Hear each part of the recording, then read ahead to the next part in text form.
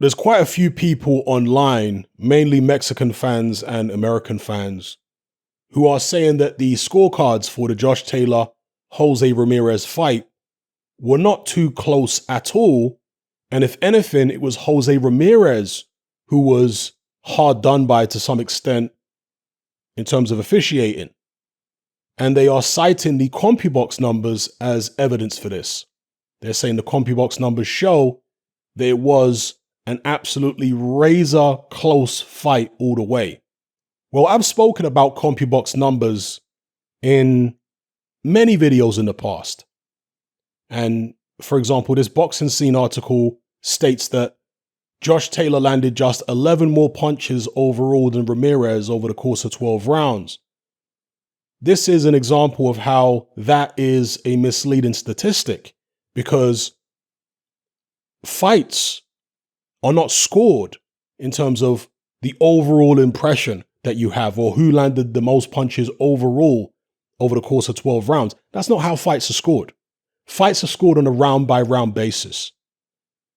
So for example, you could have a guy outland his opponent, let's say 25 punches to 10. But for the rest of the bout, his opponent outscores him every round by maybe 15 punches to 12. So the opponent would have actually outlanded him in 11 rounds. But because of that one round where he was outlanded by a wide margin, it makes it look a lot closer on the overall punch total after 12 rounds. Okay? This is why you can't rely on overall punch totals at the end of a 12-round bout to give you an accurate impression of who is landing which rounds. Also, as I've mentioned many times before, Compubox doesn't take into account the quality of the punches. You see, this is why they don't use Compubox to score professional fights. And of course, it should go without saying, Compubox is just 3 men sat at ringside, 3 or 4 men, whatever it is, pushing buttons. So they're not infallible. They're not going to be 100% accurate. Anyway, if we look at the Compubox numbers round by round, you will see that in terms of total punches landed, Josh Taylor outlands Ramirez in most of the rounds. So he outlands him in the first round. They're even in the second round. Ramirez lands more in the third round. They're even in the fourth. Taylor outlands him in the fifth. Taylor outlands him in the sixth. Taylor outlands him in the seventh. Taylor outlands him in the eighth. The ninth, Ramirez outlands him. Taylor outlands him in the 10th. The 11th is even. And in the 12th, Taylor outlands him again. So he outlands Ramirez in 6 of the rounds. Ramirez outlands him in 2 of the rounds. And the other 4 are even in terms of punches landed according to Compubox. You see? So the overall punch totals at the end of 12 don't give you an accurate indication of who is outlanding who round by round. So when it comes to the judges' scorecards, what was it? 115, 112, 3 times? It was 115, 112, wasn't it? Excuse me, 114, 112. Why did I think it was 115, 112?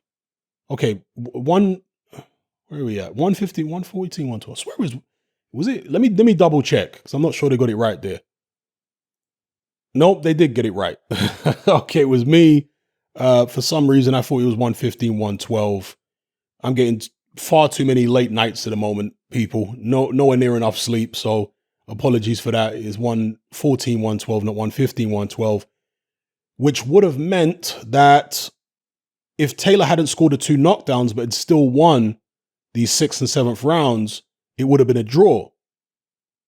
But if Ramirez had won one of those rounds, even if Taylor had still scored one of the knockdowns, then Ramirez would have won the fight by a point, I think, unless my maths are off there. Yeah, so you would have taken a point off Taylor if he'd lost the round 10-9.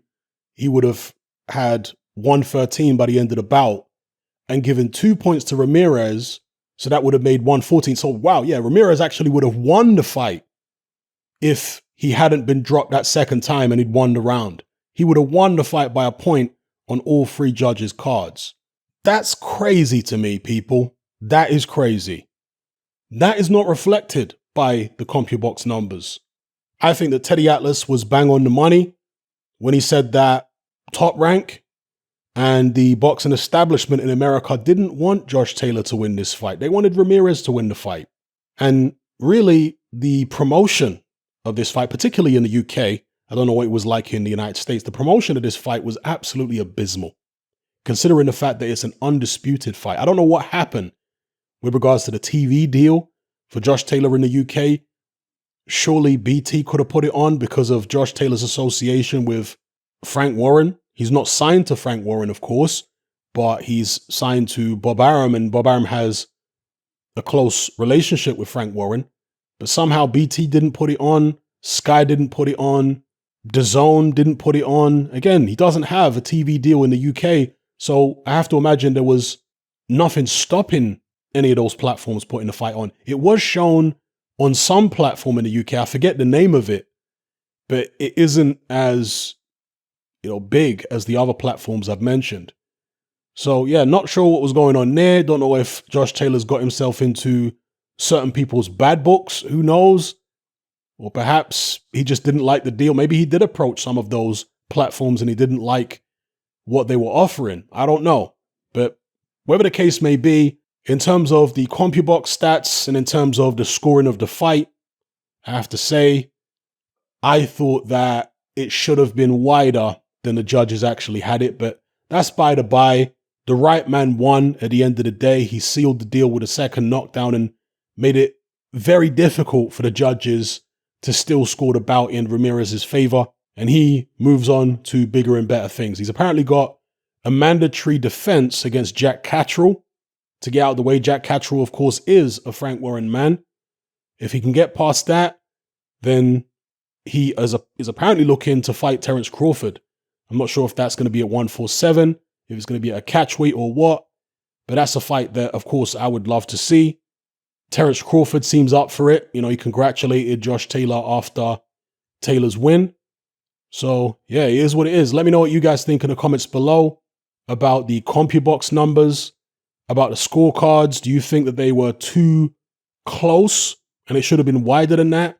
Or if you do want to make an argument that the scores were perfectly fine, maybe you're one of these Mexican fans or American fans who thinks that actually Ramirez was a little hard done by. I know a lot of people are talking about the holding that Josh Taylor did. They're talking about him being bullied around the ring in certain rounds and all this kind of stuff. Make your case in the comments below, but as far as I'm concerned, the right man won, and it should have been a little wider on the judges' scorecards. Let me know how you feel, people.